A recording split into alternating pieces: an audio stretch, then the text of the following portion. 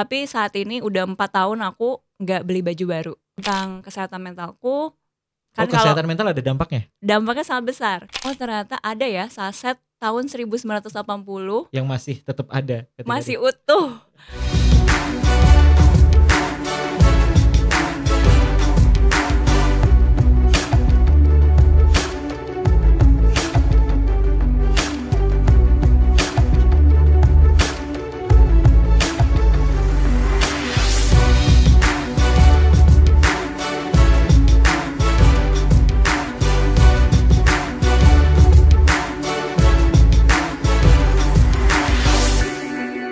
Halo semuanya, kembali lagi di Leaders Talk Sustainable. Episode kali ini kita kedatangan tamu yang luar biasa, Kak Nufia, atau yang meng-create ya cerita Nupi yang selama ini banyak sekali mengkomunikasikan, mengkampanyekan tentang gaya hidup yang berkelanjutan. Gimana Kak Nufia? Sehat? Sehat. Baik ya kabarnya? Kabarnya baik. Ya, hari ini kita mungkin akan bicara banyak dengan Kak Nufia karena memang apa yang sudah Kak Nufia lakukan, mengkomunikasikan, menyampaikan dengan kreatif tentang konten-konten yang berkaitan dengan gaya hidup yang berkelanjutan ini banyak menginspirasi teman-teman nih. Nah, kita pengen tahu sebetulnya apa sih yang dilakukan Kak Nufia. Yang pertama mungkin boleh cerita dulu dong Kak sejarahnya atau mungkin backgroundnya kayak gimana sehingga sampai kemudian buat satu account ya yang fokus untuk mengedukasi tentang sustainability. Oke. Background aku sih sebenarnya kalau dalam pekerjaan aku tuh generalis sekali. Jadi aku nyobain banyak hal sebelum fokus ke sana sekarang. Sebelum fokus ke content creating di lingkungan gitu. Sebelumnya tuh aku sampai sekarang sih masih main musik, aku musisi. Oh iya. Ya, apa musiknya ini? Aku pemain bass. Oke. Ternyata pemain bass juga. Iya. Oh, ada pemain bass juga. Enggak, karena maksudnya selain jadi influencer ternyata jadi pemain bass juga ya. Terus jadi aku dulu tuh aku kuliah musik dan aku tuh ngajar juga. Jadi memang ada background pengajar di situ. Selama 4 tahun aku ngajar, background itu benar-benar hidup di kota. Aku tumbuh besar di Jakarta yang di ruko. Jadi benar-benar nggak ngerti itu namanya berkebun, jauh dari perairan, jauh dari TPA, nggak tahu tentang isu sampah sama sekali. Bahkan sampai aku udah lumayan dewasa kan, waktu itu umur 25 tahun, aku bener-bener gak tahu sampah aku tuh disalurkan kemana. Gitu. Jadi pada saat itu aku hidupnya tuh bener-bener sama kayak orang-orang perkotaan yang kayak beli GoFood, beli delivery makanan yang sekali pakai. Terus abis itu kalau lagi mau bawa pulang makanan juga bener-bener ini deh nggak mikirin gitu plastik itu gimana nanti akhirnya kayak gitu sih.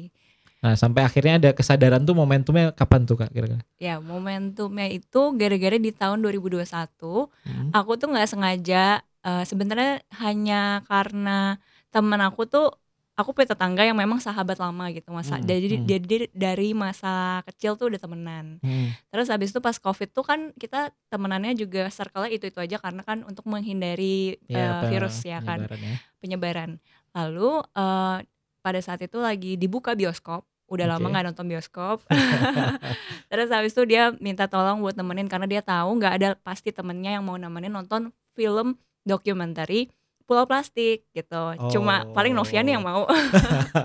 Jadi akhirnya ternyata keputusan kecil itu mengubah hidupku. Mindsetku sangat dibukakan, eye opening banget hari itu pas aku nonton karena aku kaget gitu. Oh ternyata sampah yang aku buang itu gak hilang ya, cuma berpindah ke rumah orang lain, mencelakakan orang lain di TPA. Bahkan banyak yang terjadi bencana gitu seperti longsor di Lewi Gajah tahun 2005 ya kalau nggak salah. Over capacity ya. Karena over capacity, terus ada 157 jiwa meninggal. Dan yang paling aku kaget, yang bikin aku benar-benar mau berubah adalah ternyata ada ya saset tahun 1980 yang masih tetap ada. Masih utuh. Bahkan itu lebih tua daripada umurku gitu. Dan masih utuh ditemukan di tahun pada saat itu. Aku akhirnya sadar bahwa semua kemasan-kemasan ini tuh cuma merugikan ya. Jadi akhirnya aku mulai deh mempelajari sebenarnya apa yang bisa aku lakukan untuk aku bisa berubah nih dengan gaya hidup yang sebelumnya kayak tadi. Bisa nggak sih aku berubah pelan-pelan gitu. Jadi seperti itu sih ceritanya. Oke, jadi dari nonton film akhirnya merubah pola pikir dan diterapkan dalam kehidupan sehari-hari. Nah kalau mengkomunikasikannya sendiri dalam bentuk konten-konten kreatif tuh sejak kapan tuh Kak? Jadi sebenarnya kan aku kan background tadi aku kan musisi ya. Jadi aku sering banget bikin konten. Apalagi pas Covid kita mulai tuh viral banyak konten TikTok tentang Covid ya kan, segala macam. Nah, karena aku waktu itu kena Covid, jadi aku bikin TikTok Covid karena awalnya sebenarnya ngomongin tentang Covid dan mindfulness karena aku dulu praktisi yoga. Sampai sekarang sih. Jadi pada saat itu aku suka banget konten bass, konten tentang mindfulness. Jadi karena memang backgroundnya mungkin entertainer, jadi pengen share sesuatu yang emang lagi dirasakan. Dan itu dengan cara yang kreatif gitu ya. Dan karena yang sedang dirasakan adalah keresahan tentang lingkungan, dan aku rasa kayak ibaratnya kalau misal kamu udah tahu nih akan ada bencana besok gitu atau mungkin 2 bulan lagi gitu, kamu pasti pengen ngasih tahu ke semua orang kan, gitu kayak ngasih tahu ke orang-orang yang kamu sayang dan sebanyak mungkin kalau bisa nih orang tahu tentang hal ini gitu, karena banyak nih Novia yang nggak tahu di masa sekarang gitu. Jadi aku pengen share ini di cerita Nupi gitu. Dan akhirnya responnya cukup positif ya Kak ya? Iya, ternyata sebanyak itu orang yang sama juga nggak tahu, punya awareness yang sama akhirnya. Iya, yang nggak tahu terus jadi tahu, yang mau peduli tapi akhirnya karena dia nggak dapat informasinya, jadi dia nggak bisa mendapatkan apa ya kayak dorongan untuk bisa berubah gitu. Tapi ketika dia sudah akhirnya tahu tentang informasinya, jadi kan semangat gitu kan. Ketika kita juga bikin konten tentang itu, terus orang-orang komen, jadi ada gerakan bersama gitu, secara kolektif untuk mau sama-sama berubah gitu sih kalau di cerita Nupi. Oke, dari semua perjalanan tadi ya, konten cerita Nupi ini kan banyak dapat interaksi juga dari teman-teman. Kalau perjalanan mungkin Kak Novia sendiri maupun teman-teman, apa sih yang paling menjadi challenge ya ketika menerapkan gaya hidup yang berkelanjutan tadi? Kira-kira tantangannya itu seperti apa sih Kak? Oke, jadi pas awal banget kan untuk mengubah yang tadinya semuanya sekali pakai, apalagi kita hidup instan banget kan sekarang. Nah, tantangannya pas awal-awal pasti mengubah kebiasaan. Jadi pas awal dari diri sendiri dulu nih tantangannya. Kebiasaan kayak dengan mudahnya aku dulu bisa tanpa mikir untuk pesan makanan. Jadi, segala macam. Gak ada lagi pertimbangan lain ya? Iya, gak ada pertimbangan sama sekali. Tapi akhirnya udah mulai akhirnya ini bisa nih, akhirnya aku bawa tumbler, lebih mengutamakan dine in, lebih mengutamakan masak. Akhirnya itu berefek juga, bukan cuma ngomongin tentang kemasan ya. Jadi berefek ke banyak hal. Ketika kita masak, ternyata kita lebih banyak tahu tentang nutrisi. Jadi dampaknya akhirnya juga kita lebih tahu tentang. Betul. Jadi dampaknya tuh bukan cuma soal kemasan doang, tapi banyak gitu tentang kesehatan aku, tentang kesehatan mentalku. Kan kesehatan mental ada dampaknya? Dampaknya sangat besar. Karena kan ketika kita lebih mindful dengan pembelian, aku jadi sadar betul uang aku tuh kemana. Terus abis itu barang-barang di rumah juga aku tuh tahu betul isi rumahku tuh bagaimana. Dan kita kan kadang pusing ya kalau banyak barang ya. Kayak gitu, itu jadi ngefek ke kesehatan mentalku. Terus tentang pengolahan sampah juga aku tahu nih produksi sampah yang aku produksi tuh nggak mencelakakan orang. Aku tahu ini disetor kemana dengan betul. Jadi responsible ya? Iya, jadi bertanggung jawab gitu. Terus rasa juga jadi plong, lega gitu. Jadi lebih banyak sekali efeknya ketika aku menjalani gaya hidup minim sampah. Itu nggak cuma ngefek ke yang soal isu sampah, tentunya ini sangat berdampak untuk orang dan lingkungan, tapi juga ke dalam diri gitu. Ini yang menarik bahwa pengolahan sampah dari level rumah tangga ini ternyata dampaknya sampai ke mindfulness, kemudian juga kalau kehemat ngaruh nggak kira-kira? Ngaruh banget. Gimana? Ngaruh banget dong. Rasionya gimana mungkin kira-kira bisa di ini nggak cerita? Ngaruh banget sih, kayak misalnya aku kan aku challenge diri aku untuk aku sebenarnya awal tuh nggak sampai mikir mau sampai bertahun-tahun, tapi saat ini udah 4 tahun aku nggak beli baju baru. Oh iya, sama Ya, sekali. sama sekali tidak beli baju baru. Jadi menggunakan kembali dan aku memang kebetulan aku punya privilege ya. Jadi aku anak ketiga. Oh. Jadi aku dari kakak punya ya? kakak perempuan dan ada mama. Jadi tapi kalau size nggak rubah size-nya juga? nggak akan gampang ya kan. Aku memang nggak gede-gede banget ya. Iya. Size-nya jadi dan size kakak perempuanku juga mirip-mirip sama aku. Jadi bisa sih. Dari dulu aku terbiasa pakai lungsuran bahkan dari kecil. Okay. Jadi itu kebiasaan yang mungkin kita budaya Indonesia juga kayak gitu kan ya. Yeah. Nah makanya aku jadi terbiasa untuk memakai ulang baju yang ada di rumah aja. Sampai suatu hari ketika aku udah punya uang sendiri, ketika udah kerja, itu baru tuh terpapar sama fashion. Nah di situ aku sih beli sih, cuman memang nggak yang kayak impulsif juga gitu. Tapi waktu itu aku sangat takut untuk memakai baju yang sama ketika kita bertemu. Misalnya saya jadi ketemu, ada kekhawatiran ya? Iya, misalnya hari ini nih podcast sama Ola Karsa sama Mas Unggul, aku pakai baju ini. Next time aku tuh khawatir kalau aku tuh sama bajunya. Nah itu ada. Itu kayak kekhawatiran banyak orang. Ya pada saat itu ya kira-kira 2018 lah ya, aku masih mikir kayak gitu. Terus abis itu makanya banyak sekali, ini kan namanya anxiety ya, yang gak penting gitu ya. Betul. Nah ketika aku makin dalam mempelajari gaya hidup berkelanjutan ini secara tidak langsung, aku juga jadi lebih sadar bahwa baju yang aku pakai itu fungsinya hanya untuk melindungi diriku, dan ini tuh meaningful loh kalau misalnya kita pakai baju yang memang sudah ada ceritanya kan, misalnya dari cerita pas mamaku masih pacaran segala macam. Jadi ada story behind the product juga.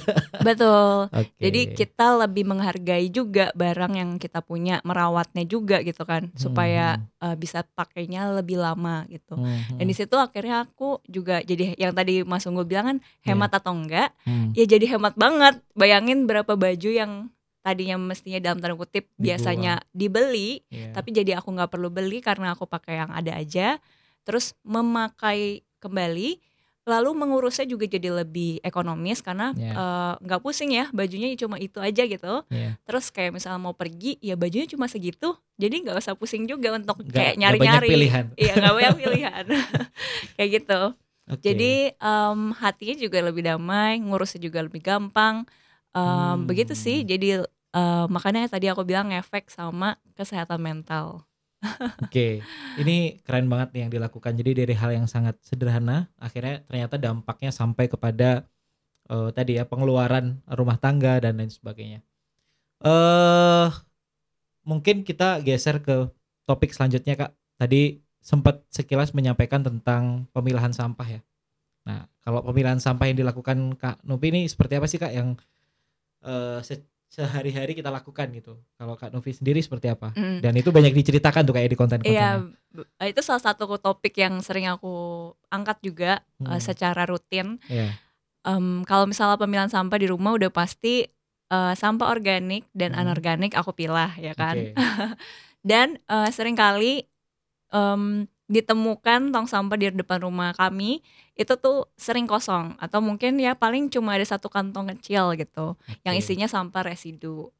Tadi pagi nih pas kita lagi jalan ke sini, kita kan pasti melewati tetangga-tetangga kita ya. Kebetulan hari ini tong sampah petugas sampah belum datang. Jadi kayaknya mungkin seminggu sekali gitu ya. Aku juga nggak terlalu merhatiin karena jarang buang sampah. Jadi tadi tuh melewati banyak sekali tong sampahnya udah penuh. Jadi kalau di depan rumah kan pasti kelihatan ya, tong sampahnya udah penuh, udah banyak tuh kantong, udah berhari-hari kali ya. Jadi kalau nggak diambil seminggu ya udah chaos ini. Iya, udah chaos ternyata. Aku lihat tuh kan sekeliling aku tetangga-tangga, dan memang di depan rumah kita cuma ada satu kantong residu gitu. Jadi yang aku lakukan adalah sampai tong sampah ini sering kosong, mungkin petugas sampah tuh bingung ya, kayak ini ini orang nih diolahnya di dalam rumah atau kayak gimana Nggak, gitu mungkin dipikir nggak ada orang kali ya, tapi kok ya jadi ya. Oke. yang paling mudah adalah kita organiknya ini kita olah di kompos. Jadi Oke. makanya nggak pernah keluar nih si sampah yang sebenarnya muatannya besar. Diolah sendiri tuh? Diolah di rumah, Dibantu juga iya. ya? Sama Oh sama suami suami. ya? Oke. Nggak sendirian saya. Jadi kebetulan suami saya yang lebih jadi PIC dalam perkomposan. Kita Ini bagi tugas. dibagi tugas. Iya. Satu Saya komunikasi masak ya. saya juga komunikasinya saya videoin gitu Oke. kan. Jadi saya branding dia lah. Terus habis itu jadi saya di rumah kami mengompos. Jadi sampah organik sebenarnya kan di TPA tuh 60 sampai 70% itu adalah sampah organik ya. Iya. Nanti datanya bisa dicek kembali. Betul. Tapi cukup lebih banyak sebenarnya daripada sampah anorganik. Betul. Jadi kalau misalnya kita bisa mengolah sampah organik kita sendiri itu sangat amat berdampaknya luar biasa. Terus abis itu dia juga jadi nggak nggak mengkontaminasi produk-produk kemasan yang memang terbuang kayak gitu Oke. sih. Jadi sampah organik seperti itu, lalu sampah anorganiknya kami setor ke bank sampah. Kita pilah, jadi misalnya ada plastik, ada kardus, ada kaca, dan Oke. lain-lain, dipilah. Dan akhirnya ada engagement juga ya ketika setor sampah ke bank sampah, ada Mm-mm. interaksi dengan tetangga mungkin ya. Ada Gimana? sih pernah yang organik sebenarnya kalau tetangga. Oke. Jadi kayak ditanya ini ngapain di depan.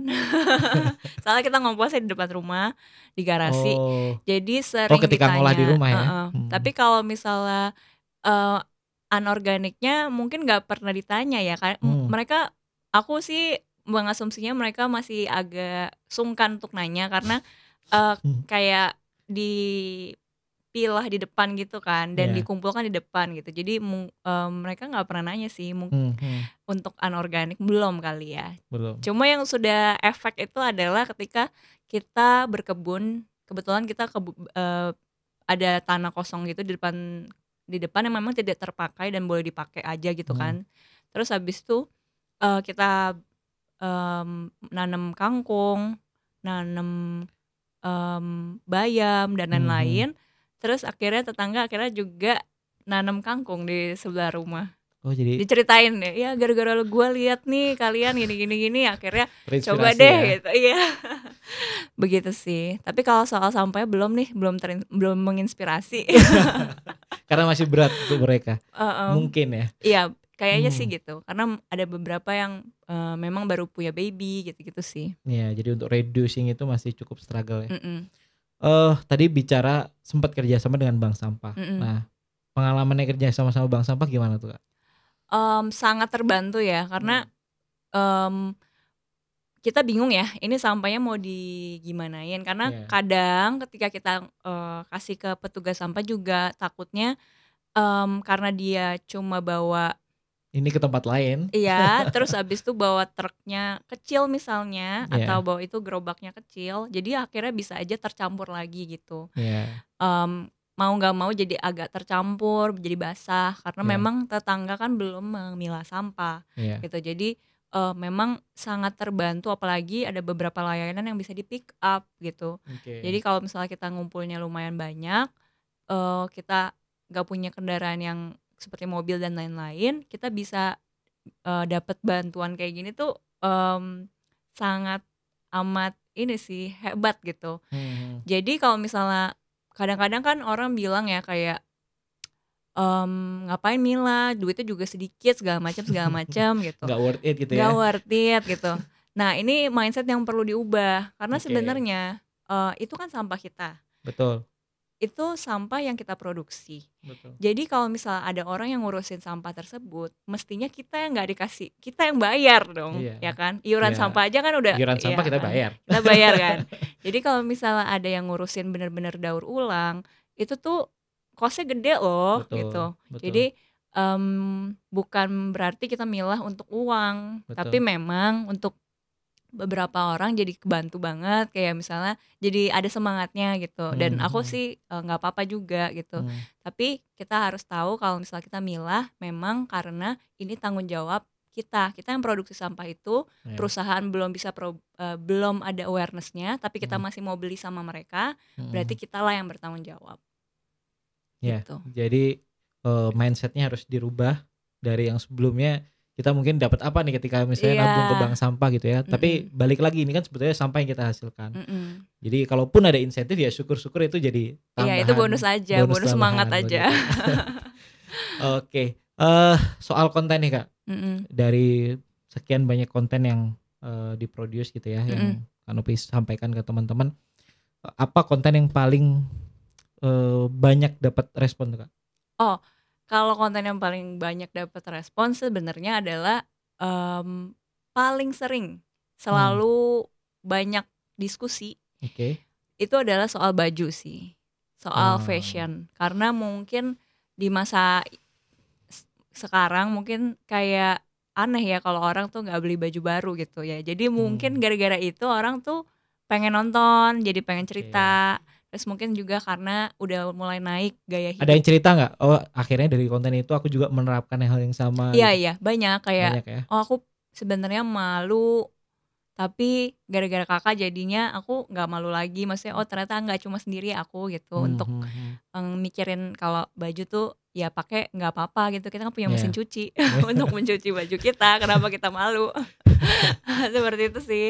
Jadi paling sering dapat feedback sih soal fashion. Kedua mungkin kadang-kadang soal jajan minim sampah.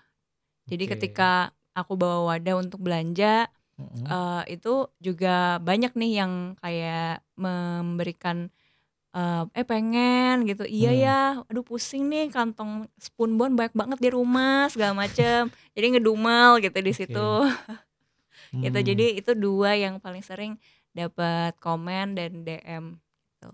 Satu isu soal fashion karena memang salah satu penyumbang sampah juga ya, salah satunya yang cukup besar persentasenya juga dari baju ya. Baju karena kan pencemaran tekstil ya. Betul. Bukan cuma soal produksi ketika lagi distribusi dan ketika sedang brandingnya juga packagingnya dan pembuangannya. Tapi produksinya juga sudah sangat overproduction ya kita ya.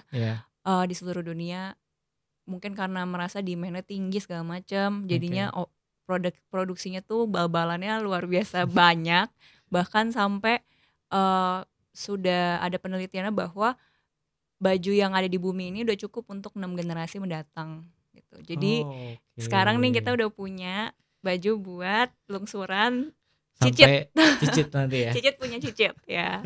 Gitu udah cukup. Makanya lebih ngutamain kalau misalnya teman-teman mau berubah, masih mau bergaya, maksudnya mau ngikutin fashion, mungkin bisa berubah dari yang beli baju baru jadi ke pre-love gitu, atau thrifting juga nggak apa-apa untuk awal gitu. Terus kemarin juga ada yang nanya gitu, kalau misalnya masih pre-love tapi pre-love brandnya fast fashion gimana Kak gitu. Sebenarnya aku itu udah baik ya pre-love, udah oke gitu. Tapi kalau misalnya lebih baik lagi, kamu pre-love-nya pre-love brand lokal yang memang pengrajin lokal. Memang kita tahu nih pabriknya memang misalnya di Bandung nih kan banyak nih pengrajin di Bandung yang bajunya bagus-bagus gitu ya. Jadi mungkin bisa dapetin pre-love dari yang memang brandnya brand lokal gitu. Menarik banget tadi yang disampaikan Kak. Dan kalau bicara ini Kak, apa namanya, proses dalam pembuatan konten tuh riset dulu gak sih sebetulnya? Atau cerita aja?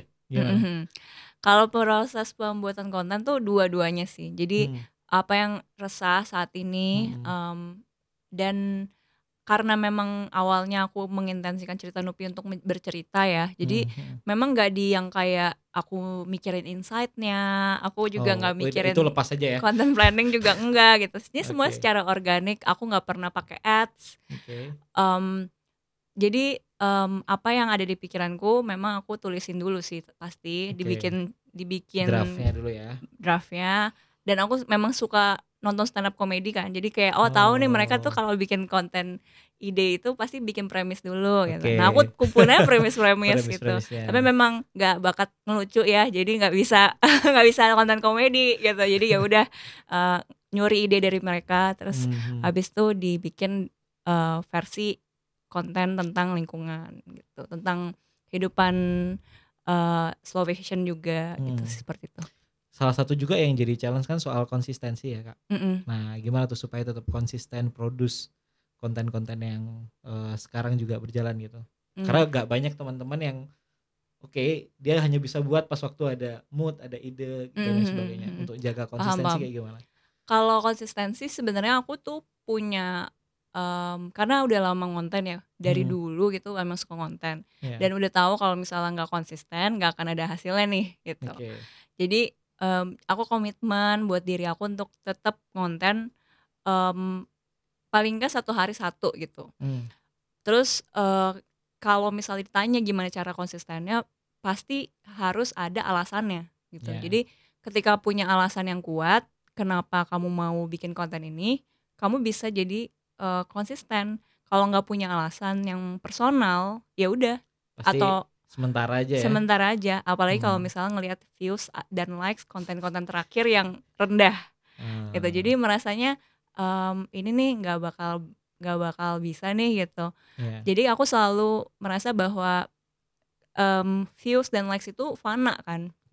Kita nggak bisa kontrol. Yang bisa kita kontrol cuma bikin konten, bikin konten baru, dan seringkali nggak perlu validasi orang lain ya. Betul. Jadi kalau misalnya bikin validasi juga kayaknya nggak ada habisnya. Jadi kalau selama alasan itu masih ada di dalam diri aku untuk kayaknya masih banyak yang belum tahu gitu. Selama masih ada alasan buat banyak nih ide-ide yang masih belum dieksekusi gitu. Aku akan terus ngonten sih. Jadi itu yang bikin konsistensi dari Cerita Nupi. Menarik banget. Jadi konsistensi memang udah jadi komitmen sejak awal ya. Nah, balik lagi soal gaya hidup yang berkelanjutan yang tadi Kak Nufi lakukan, mulai dari pengolahan, pemilahan sampahnya, kemudian juga soal memutuskan untuk tidak membeli baju secara ugal-ugalan gitu ya. Itu sebetulnya bagi teman-teman yang hidup di perkotaan kadang mungkin masih ada pertanyaan, apakah masih memungkinkan dikala misalnya teman-teman yang hidup di kota besar yang tadi Kak Nufi juga pernah cerita ya bahwa backgroundnya juga hidup di Jakarta dan lain sebagainya, itu masih memungkinkan nggak sih Kak sebetulnya bisa diterapkan? Masih banget ya? Justru banyak sekali privilege di kota besar ya, Jakarta ya misalnya, karena bank sampah di situ banyak banget teman-teman yang memang tinggal di pulau lain, Sumatera, Sulawesi, bahkan mungkin Papua. Nyari bank sampahnya susah. Bank sampah di mana? Mereka bingung, mereka mau ngumpulin sampah tapi mereka nggak tahu harus kasih ke siapa gitu. Kalau Jakarta semua ada gitu. Dari mulai yang bisa di pick up, di drop kalau lagi mau weekendan. Ada di beberapa tempat yang memang untuk sebenarnya untuk main, kayak misalnya mall atau taman. Mereka bisa sekalian bawa sampahnya, sampah pilahannya gitu. Jadi udah banyak sekali layanan sampah organik, misalnya nggak sempat ngompos gitu. Ada yang nerima untuk pick up sampah organik kalau misalnya kamu memang pengen. Terus juga ada layanan misalnya kalau mau tetap delivery makanan, ada nih delivery makanan yang memang tukar wadah gitu. Jadi sebenarnya di Jakarta, iya kalau Jakarta, Bandung, sebenarnya masih lebih privilege lah dari teman-teman yang memang di lain pulau. Jadi sebenarnya untuk berubah tuh bisa banget. Dan ada juga layanan yang kayak misalnya kamu butuh semua kebutuhan dapur, itu kan semuanya pakai kemasan ya. Kalau kita ke supermarket kan semuanya pasti kemasan. Nah dia ada layanan untuk kita beli secara online, tukar wadah gitu. Jadi mereka tinggal bawa berbagai, misalnya kamu mau butuh di rumah dapur, deterjen, sabun, sampai makanan siap saji, itu nanti diantar, lalu nanti nextnya ketika kamu order, wadah yang sudah ada itu dicuci kembali lalu dikembalikan gitu. Jadi sangat convenience sih sebenarnya kalau tinggal di kota gitu. Jadi sebetulnya malah justru ada beberapa alternatif yang memungkinkan kita lakukan ya kalau tinggal di kota. Betul. Dan akses-akses yang relatif mudah untuk kita jangkau. Selanjutnya mungkin pesan buat teman-teman yang baru memulai nih Kak. Karena journey-nya mungkin teman-teman berbeda-beda nih. Iya. Kalau Kak Novi udah sampai pada level 4 tahun gak beli baju. Nah kalau teman-teman yang baru memulai nih, tipsnya gimana Kak? Tipsnya adalah mulai dari yang paling mudah. Jadi jangan mikirin yang semua yang tadi aku ceritain, mungkin kayaknya banyak banget. Tapi mulai dari yang paling mudah, cek tong sampah kamu, kira-kira paling banyak apa, bisa nggak dikurangin, ada nggak produk yang alternatif ramah lingkungannya. Kalau misalnya itu deodoran yang masih kemasan plastik, ada nggak ya alternatif lain. Kalau misalnya masih pakai deterjen yang biasa dan banyak sasetnya, bisa nggak ya aku bikin sendiri pakai lerak gitu.